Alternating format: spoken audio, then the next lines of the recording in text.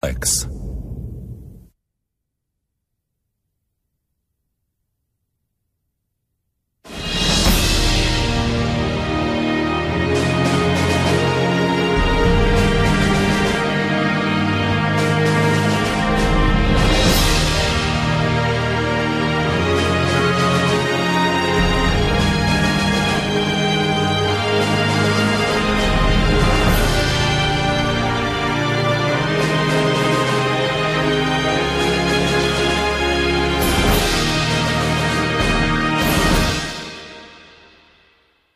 Senhores telespectadores, nesta nossa peregrinação pelas cidades portuguesas, cabe hoje a vez a Lamego. Lamego é uma cidade antiquíssima. No século VI, no ano de 569, num concílio que houve em Lugo, na Galiza, já aparece uma referência ao bispo de Lamego. 2 anos ou 3 depois, aparece esse bispo num concílio em Braga. Isto quer dizer que, nesta altura, já o cristianismo dominava grande parte do nosso território, já havia várias igrejas e tinha que haver uma sé, que era quem administrava a vida religiosa na região. Uma dessas igrejas, que está aqui bem perto de Lamego, é a igreja de Balsemão. É uma igreja muito interessante. Há quem diga que é a mais antiga da Espanha, há quem diga que é a segunda, mas de qualquer maneira é uma igreja do tempo dos visigodos. Isto mostra a antiguidade da região.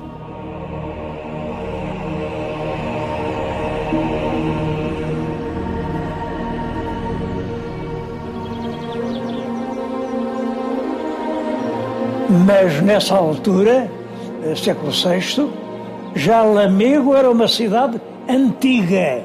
No tempo dos romanos, o imperador Trajano deu-lhe título de civitas, cidade.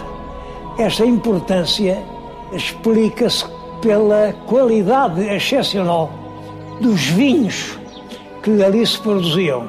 Estes vinhos de Lamego eram exportados, eram famosos, ao vinho do Porto, começou a se chamar vinho de Lamego, e pode-se dizer, sem exagerar, que a região de Lamego foi o berço do vinho do Porto.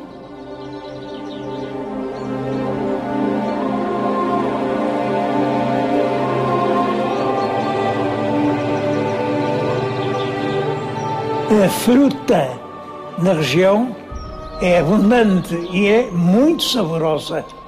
São célebres aqui as cerejas de Penajóia, as que não ficam a dever nada, as de Alcongosta, pelas quais, aliás, eu tenho uma grande simpatia.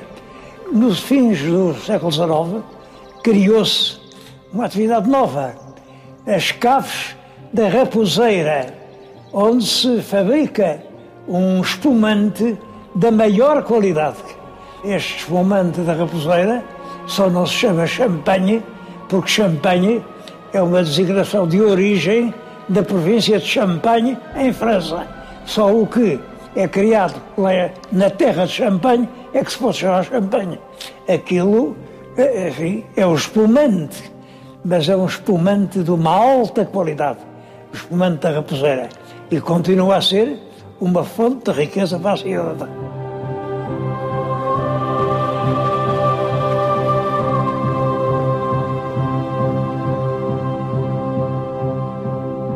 A história política da cidade de Lamego é uma série de infelicidades. Lamego, terra rica e abundante, de famílias ilustres, esteve sempre do lado conservador. Quando houve choques entre a esquerda e a direita, Lamego estava sempre da direita. É claro, quando foram as guerras liberais, eles estiveram pelo Dom Miguel, mas quem ganhou foi Dom Pedro. E por isso Lamego foi castigada, muitos proprietários abandonaram a cidade e os seus solares, que ainda hoje mostram as pedras de armas foram entregues aos lavradores. Enfim, depois, em 1834, há a venda a esta pública dos edifícios religiosos. Muitos palácios, muitos edifícios, muitas coisas foram realmente vandalizadas ou destruídas. Com a República, Lamego ficou do lado monárquico, era pelo rei. É claro que ganharam os republicanos. E Novo Gol para Lamego estava, nessa altura, a fazer o caminho de ferro, já estava desenhado na serra o sítio onde ia passar a via, mas foi interrompida a obra também em 1934, quando se instituíram os distritos. Foi escolhida, com toda a razão, Lamego como capital de um distrito, isto em 1934. Mas no ano seguinte, em 1935, os políticos de Lisboa mexeram-se e conseguiram que fosse mudada de Lamego para Viseu, que entretanto se fez uma poderosa, grande, ativa cidade, enquanto Lamego não saía da cepa torta.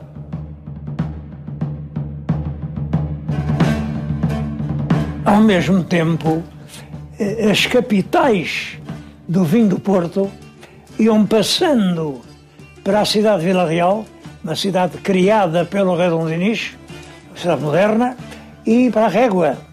E Lamego ia ficando cada vez mais isolada. A política de Lisboa nunca ajudou ou favoreceu os interesses de Lamego, que é, desde há mais de 1000 anos, a indiscutida capital do Ribadouro. Todavia, esse título nunca lhe foi atribuído. E o Ribadouro não tem capital, a própria expressão tende a desaparecer.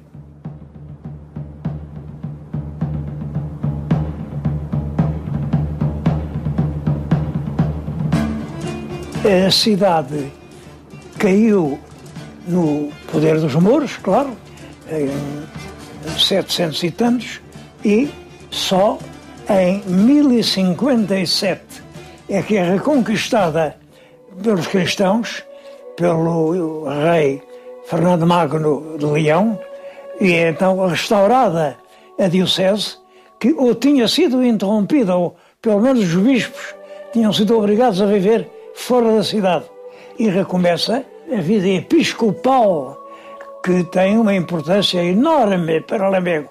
Lamego foi sempre a terra dos bispos, de uma região enorme.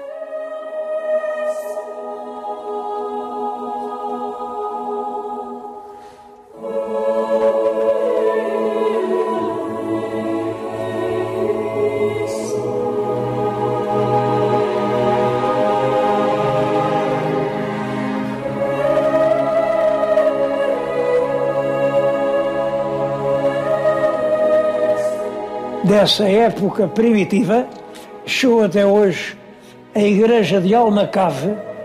Esta igreja é do século XII e também uma parte da Sé. A torre, é aquela grande torre que estão a ver, é do século XII também, com alterações, claro. Com a igreja de Almacave está ligada a uma história muito curiosa. No século XVII, durante o domínio filipino, o terceiro Filipe, um historiador de Alcobaça inventou umas atas.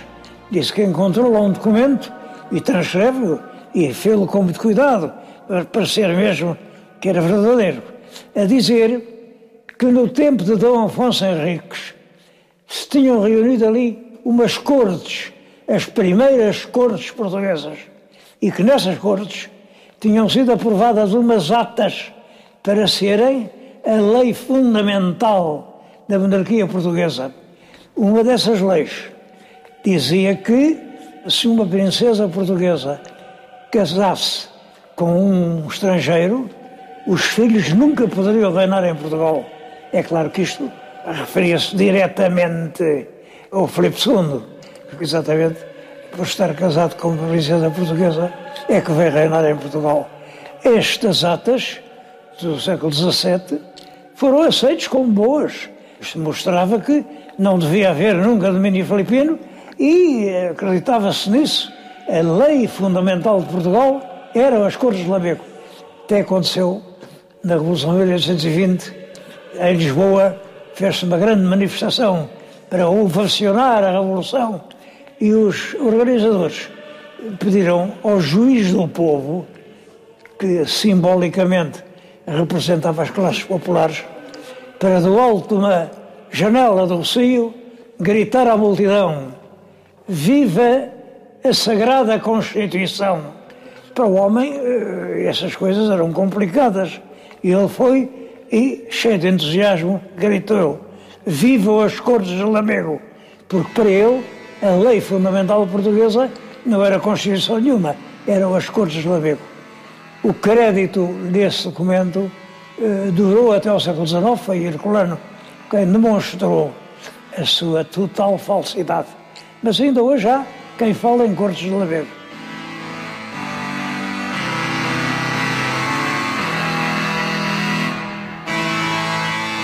Um dos monumentos mais populares e mais famosos de Lamego é este santuário da Senhora dos Remédios. Como veem, tem uma escadaria impressionante, mas incompleta. As obras foram começadas no ano de 1700. É uma altura em que está a chegar em cheio o ouro do Brasil. Bom, as obras prosseguiram muitos anos, o ouro acabou-se. E a obra também. E tinham previsto em cada patamar uma capela de esculturas, mas só chegou a haver uma, que é o que lá está. Mesmo assim, o santuário é um lugar de peregrinação dos maiores do norte do país. Junta-se ali dezenas de milhares de pessoas. Mas é claro que, para mim, o monumento mais importante de Lamego é o castelo. É o castelo, vem já do tempo dos mouros, século XI ou XII. Este castelo está ligado a muitas coisas da história portuguesa. Olhem, quem era o governador do castelo, no tempo de Dom Afonso Henriques, era o famoso aio Egas Muniz. Como sabem, a condessa Dona Teresa deu o filho Afonso Henriques a criar o seu aio Egas Muniz. Portanto, a criança deve ter andado por ali, brincado por ali com outros garotos, e Egas Muniz era o governador do castelo e o tenente. Tenente é quem tinha de todo o Ribadouro. Ele vivia, não aqui, propriamente, mas numa aldeia a 2 passos, em Bretiande, e esta terra fazia parte do seu ambiente familiar. Nasceu também em Bretiande o ilustre historiador Dr. Almeida Fernandes. É uma grande figura na investigação histórica portuguesa do século XX. Ele tem uma obra notável, o que nós hoje sabemos aqui do Ribadouro, de Arouca, de Lalín, de Bretiande, de Lamego, a ele o devemos. Uma política de capoeira, perfeitamente, impediu que a universidade lhe desse o relevo a que ele tinha direito. Mas não deixa de ser, por isso, o principal medievalista do século passado.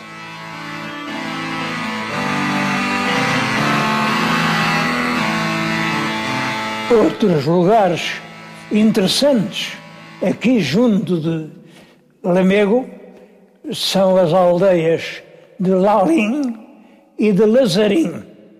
Em Lalín está ainda hoje o paço do Conde Dom Pedro, e está devidamente assinalado. Conde Dom Pedro era filho natural, porque nasceu antes do casamento do rei Dom Dinis, e dedicou-se à história. É ele o autor da Crónica Geral de Espanha, é ele o autor dos livros de linhagens, que são a principal fonte que nós temos para o conhecimento da época. Em Lazarim há curiosas tradições que são antiquíssimas. A história dos testamentos dos compadres, que depois são mortos, são queimados, claro, são bonecos, e depois as máscaras de madeira, que eles esculpem em madeira macia, e depois há um desafio de máscaras. Tudo isso são vestígios de uma cultura medieval que ainda hoje se faz sentir.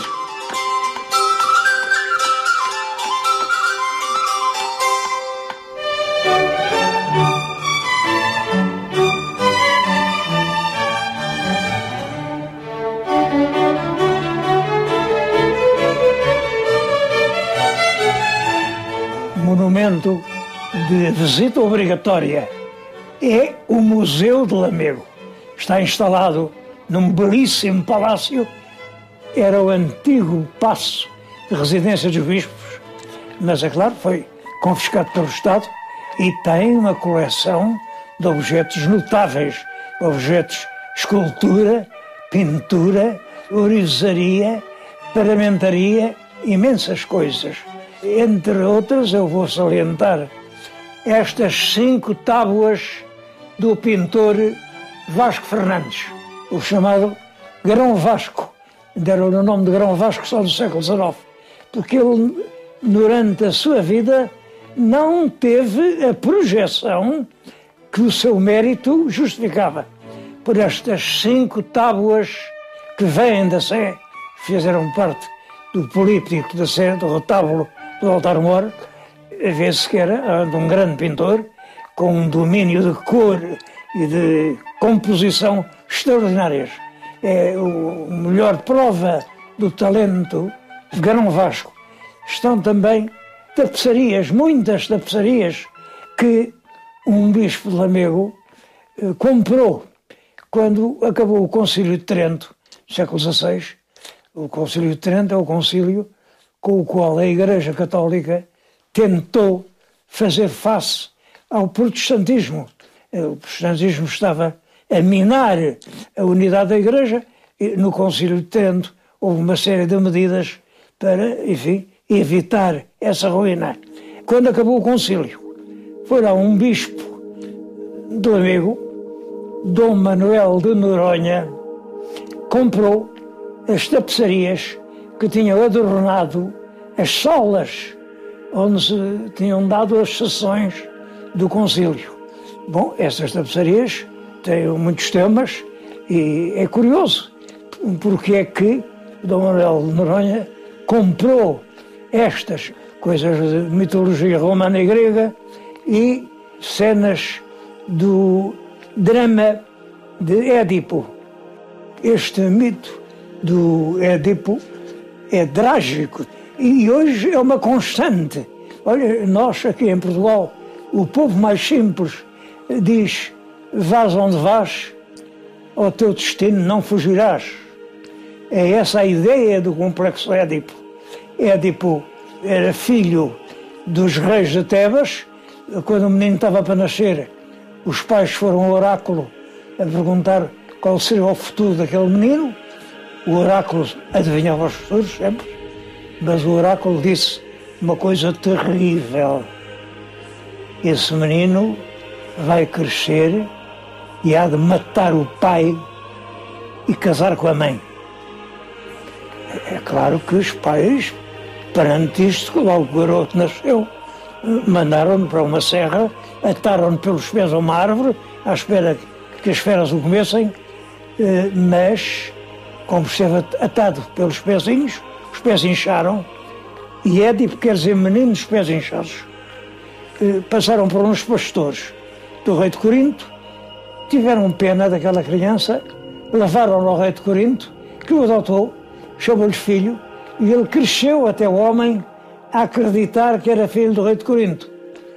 Mas a certa altura soube o terrível oráculo que tinham dito quando ele nasceu. Ia matar o pai, que ele julgava que era o rei de Corinto. Ia casar com a mãe, que ele julgava que era a rainha de Corinto. E ele, que gostava muito deles, não quis fazer isso e fugiu da cidade. Fugiu e foi em direção a Tebas. No caminho, numa encruzilhada, passou um carro por ele que exigia passar, e ele também queria passar. Passaram das chicotadas às espedairadas, e ele matou os do outro carro e passou. Ora, quem ia no outro carro era o pai dele, era o rei Laio. Está cumprida a primeira parte do oráculo, matar o pai. Chegou a Tebas, onde havia terror, porque uma ave pavorosa, a esfinge, imensa, sobrevoava aqueles céus e quando apanhava um homem sozinho, matava-o. O terror era tão grande que disseram: se alguém conseguir livrar-nos da esfinge, nós fazemos-lo rei de Tebas. Até porque o rei morreu. O Édipo conseguiu matar a esfinge e, portanto, casou com a rainha Jocasta, que era a mãe dele. Ele não sabia. Bom, mas começaram a acontecer todos os desastres possíveis. Frutos cresciam podres, os animais morriam ao nascer, a água envenenava. O que será isto? Foram ao oráculo, perguntaram: isto é castigo porquê? Os deuses castigam-nos desta maneira? E o oráculo respondeu: é porque a cidade está a ser governada por um homem que matou o pai, e que é um homem que agora está casado com a mãe. Bom, investigou-se, chegou-se à conclusão de que era o próprio Édipo, e perante isto, quando se descobre a verdade, a rainha Jocasta matou-se, o Édipo arrancou os seus próprios olhos para não ver esse horror e depois vagueou, não se sabe até quando, por esses tristes caminhos do mundo. É a ideia do destino ao qual ninguém pode fugir. Aí, por esse mundo, ainda anda a sombra de Édipo. É o que isto quer dizer.